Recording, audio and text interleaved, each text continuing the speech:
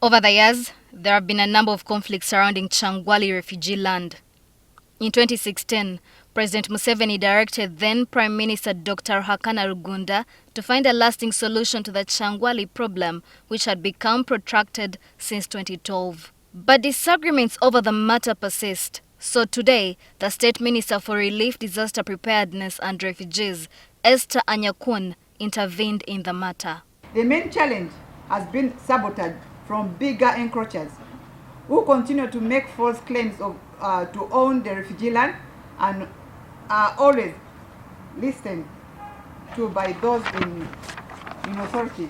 According to the Ministry of Relief, Disaster Preparedness and Refugees, the evictions were staged by some self-seekers who wanted to depict the ministry as having failed. Encroachers were remobilized to come back on the land by some of the local politicians, especially one Remerera Mazirane, a former LC3 chairman of Kyangwali, and some members of parliament such as Honorable Barnabas Tinkasimire, Honorable Muhumuza, former member of parliament of Mwenge North, and also Honorable Juru Jara, former member of parliament of Bahanguzi.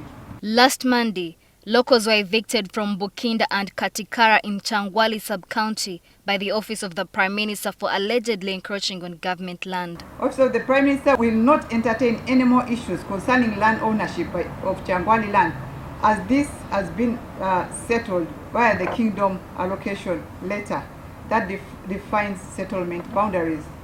Government will isolate and deal with the perennial saboteurs of the resettlement exercise, including more so the Office of the RDC, the DPC kikuube, for inciting rebellion against the government.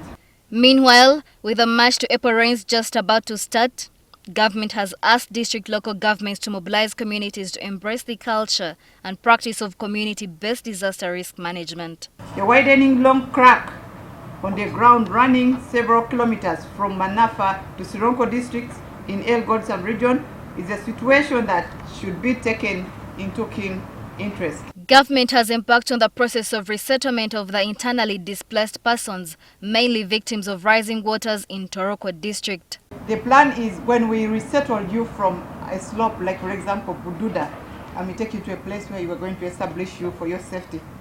The land where you've been living previously will definitely belong to government. President gave us a directive of around $50 million for preparations of disaster risk management issues in the country. Norbert Atkunda, NTV.